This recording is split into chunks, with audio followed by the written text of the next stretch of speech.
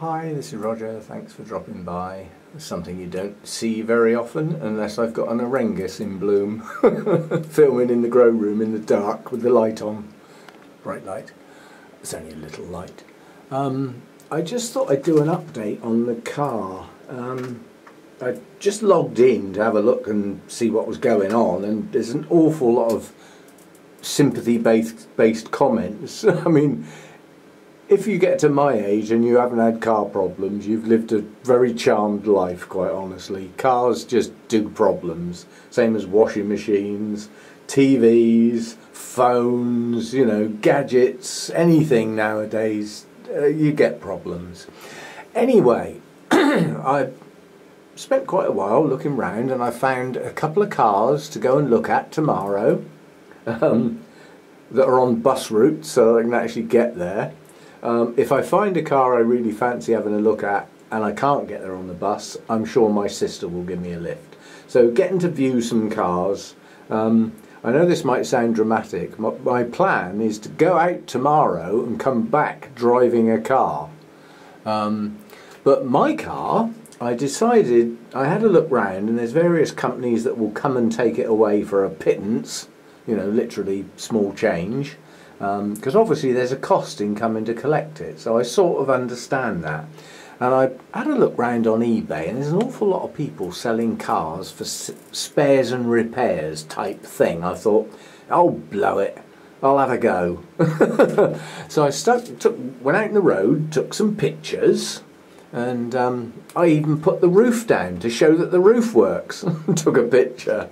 And anyway, I put it on eBay with a minimum price because I thought the company that said they would come and collect it gave me a price that they would give me to come and take the car away. And I thought, well, if I'm going to get that anyway, I just as well put that, or somewhere near it, as the minimum price on eBay. So I put minimum price, and I thought, actually, I'm going to stick a buy it now price on. And it's sold within an hour. So I have sold the heap. The non-starting thing that's cluttering up the view out of the front window is sold. How they come and get it and take it away is not my problem. It clearly stated on the sale that the car doesn't start, and getting it away from my house is your problem, not mine. So hopefully I'll hear back tomorrow and find out how they plan to go about that. Probably a truck will arrive and drag it up on the back and away it will go. But something clicked. I phoned my daughter up to chat about it because obviously I had no guarantee I'd have a vehicle for this weekend, and she's got something that she's arranged anyway, so that was off. And she basically said that I've still gone about this the right way because I like that car so much. Giving it a last chance was a good thing to do. So yeah, I got a bit of an agreement there. It's nice to have a bit of backup sometimes.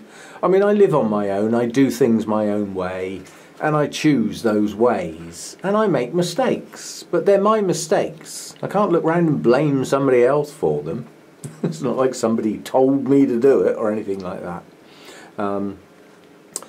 Yeah, so that's how things are going to progress. Hopefully the car out the front. She was surprised I got the amount of money I got for it, quite honestly, in a non-starting condition.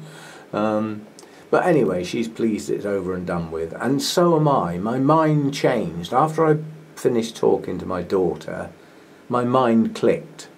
And instead of regretting trying to get it fixed and trying to hang on to it, it clicked over to now wanting to see the back of it as fast as possible. This saga's been going on 6 months or more, on and off, and it's just been a worry. And you know, my emotions for the car have overridden sensibility, quite honestly. This happens. You know, how many of you out there have never had that, you know? Happens to us all. I do try and control it and limit it, but nonetheless it does happen. So at the end of the day, I'll be glad to see an empty space outside of the front of the house where that car used to be and no longer is. And some sort of replacement, which maybe I can get sorted tomorrow.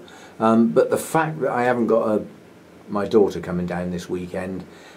Yes, it's not nice being without a car, but I can go for quite long periods without needing one. So it's no longer urgent. The panic's gone.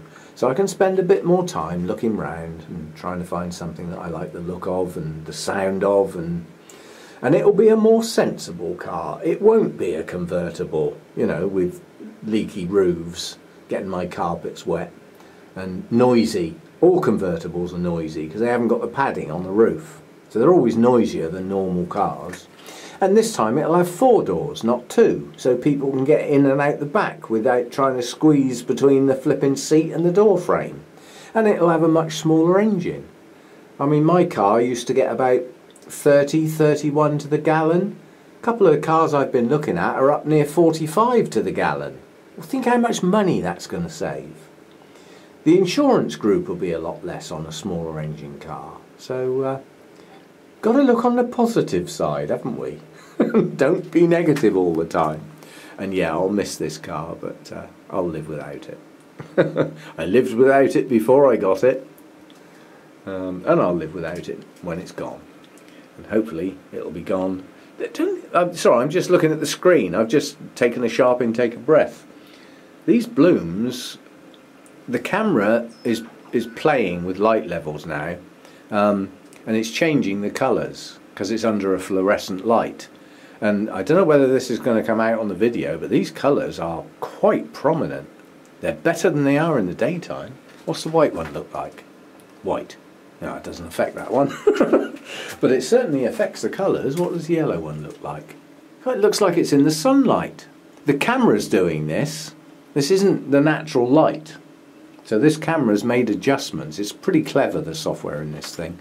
And it's playing with the colour schemes because it's detected what sort of light I'm using. I can see little signals coming up. Effectively, it says I'm currently filming next to a skyscraper by moonlight. That's what the little picture says. Oh, I love gadgets. They've just got so clever nowadays.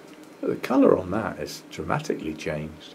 Anyway, a quick update. And what was worrying to me was the fact that quite a few people were worrying. You know, changing cars, having problems, it's life. It's not the end of the world. But thanks for the well wishes, and another car will wend its way sometime down the line, and everything will be back to normal. It's not the end of the world. Mind you, if you stand on a hill, you can see it from here at the moment. See you next time. Bye for now.